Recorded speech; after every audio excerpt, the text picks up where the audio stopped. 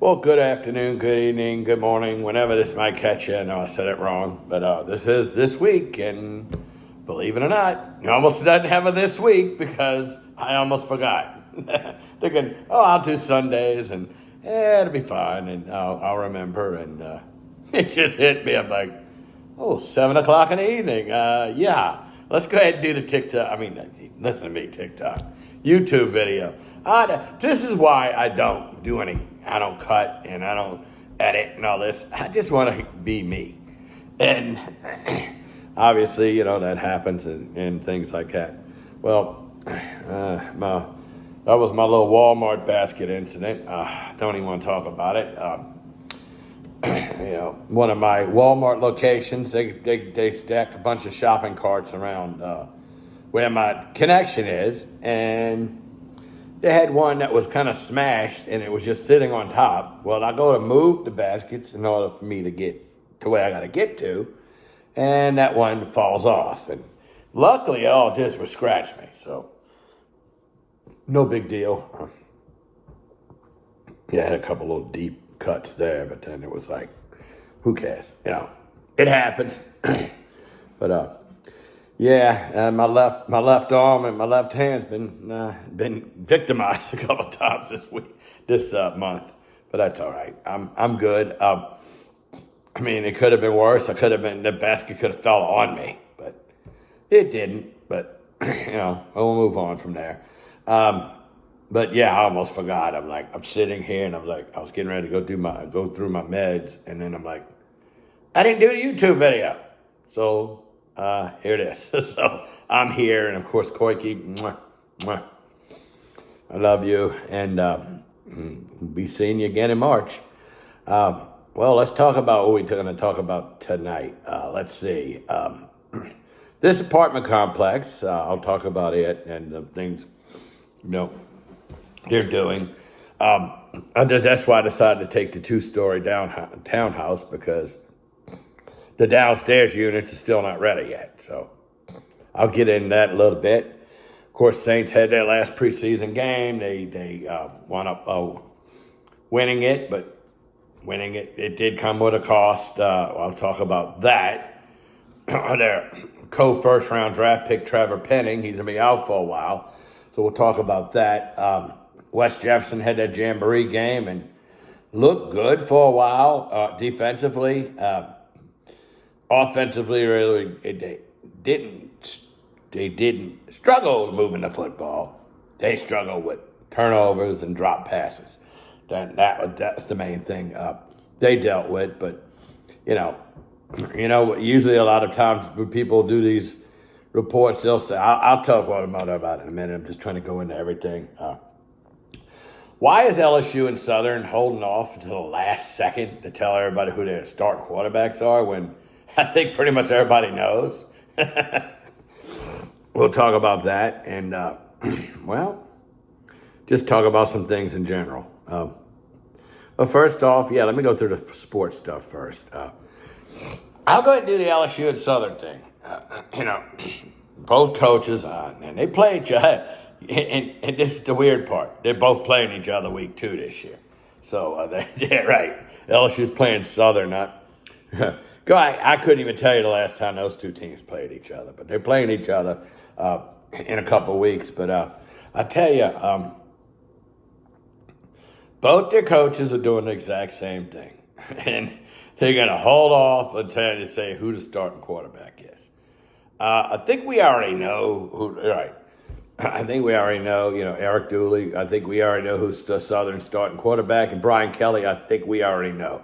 I'm pretty sure we know it's Jaden Daniels. So, unless somehow Garrett Nussmeier steals it in the last minute, I think you're going with Jaden Daniels because of he can move around, and he's also got the most experience out of the two. Do I think they both play this year? Yeah, I think they're both going to play. Who's going to ultimately be the star at the end? Well, injuries may decide that, or who knows. But no, I think it's going to be Jaden Daniels to start things off. But I think both quarterbacks will play this year.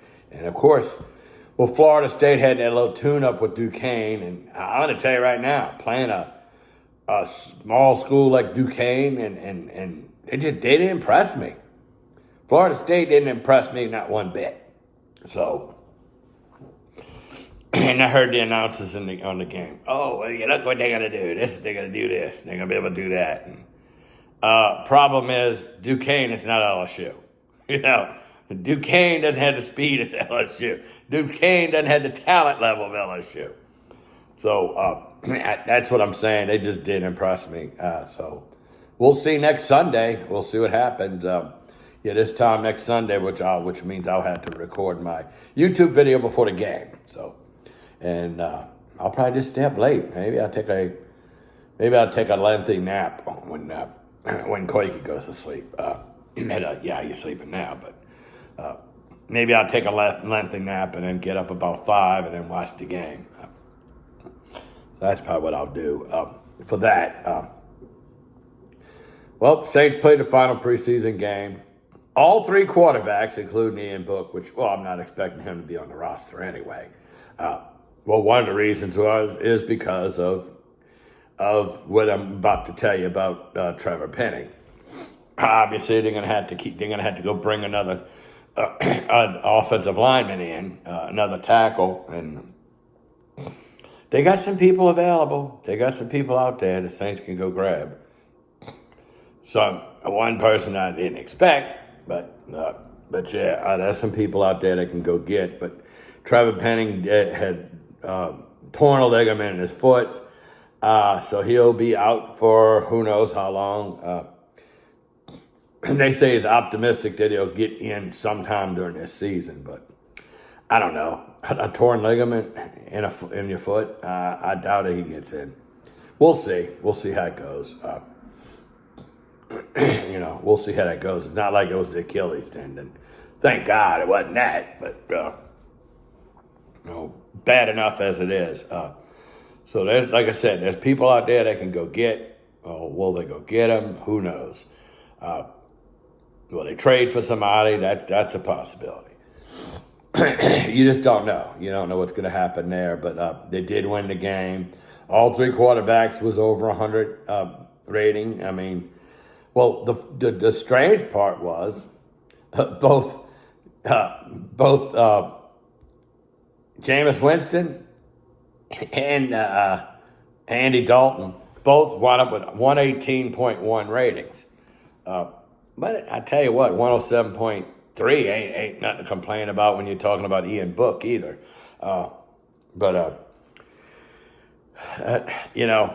Will the Saints stick him around, put him on the practice squad? We'll see. But that all depends on the people. If somebody don't pick him up, because remember, teams will have 24 hours to have waivers to pick these guys up. So we'll see, and then they can sit their practice squad together. But we'll see. We'll see what's going to happen there. But no, they got their 2. Obviously, Taysom Hill is going to make the team as a tight end. He may be the starting tight end unless the Saints go make a deal and make a trade. There's guys out there. Gesicki, Miami wants to trade him. So we'll see. Yeah, that would be a nice pickup for the Saints. So we'll see. We'll see. We'll see what happens there. But obviously, Taysom's going to be the emergency quarterback, number 3. So there you go. I mean, you got that. So they don't need to keep Ian Book around, but we'll see. We'll see if he can pass waivers. And obviously, I think he's done enough to at least get another shot to stick around another year, see what happens. But you just don't know. You don't know. It is what it is, so you take care of that. Okay. Well, general stuff. And obviously, did bring up a little bit about West Jefferson. Well, they're going to be they're going to actually have a tough assignment this coming Friday, as they're going to be going up to over to Covington to take on St. Paul's, and that's going to be a tough. Obviously a Catholic school on the North Shore that is part of the part of the North Shore District. You wouldn't wonder why they were not part of the Catholic League, but Edna Carr is. And that's a strange situation, but yeah, Edna Carr is. And, I know I mentioned the other day about Edna Carr, and I was like, wait. I said it during the West Jeff broadcast. I'm like, no, they're not in the district with Bell chasing them anymore. They moved up. They're in 5A, so they're in the Catholic League. Yeah, I did just catch that, and but no, they'll be going to take on St. Paul's. It's a really good traditional program too. So we'll see what happens there. I know they can't play like they did against Brother Martin. Right? Early on, the defense did really well, but it got to the point where the defense, down on the field too much, and usually you know what that means.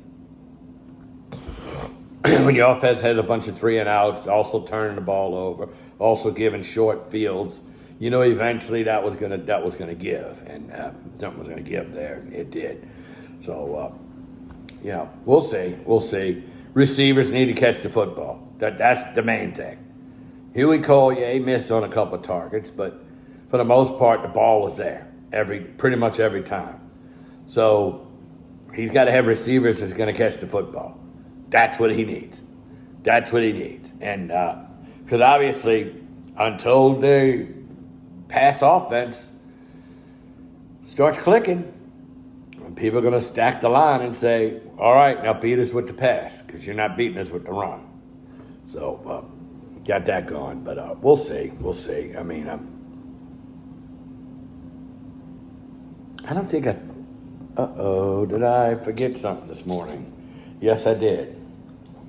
I'm going to take it now, but I'm also going to take it in the morning. It's an important pill. I'm not going to tell you what it's about. I'm not going to tell you what that is, but I know I did not take it this morning. I just remembered that. Yeah. So, I'm not going to talk about what that is. It's just that I'll tell you. Anyway, getting back to they're going to have to do something as far as getting that thing solved. You got to catch the football. That's it.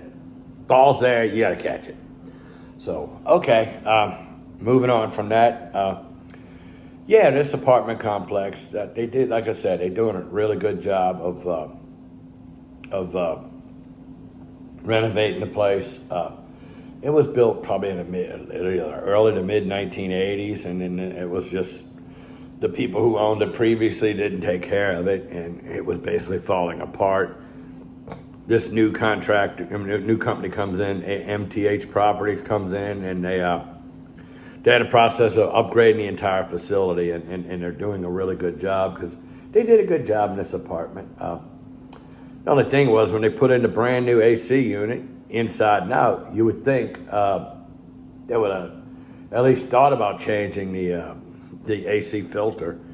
I'm wondering if that's what broke the previous unit, because I looked at it and I'm like, it's like gray. I'm like literally gray, and I'm like, that's not good. And it's inside and out. It was gray. So I got a new filter, and seems to be putting out better. Seems to be doing better. So like it's breathing better. That's why.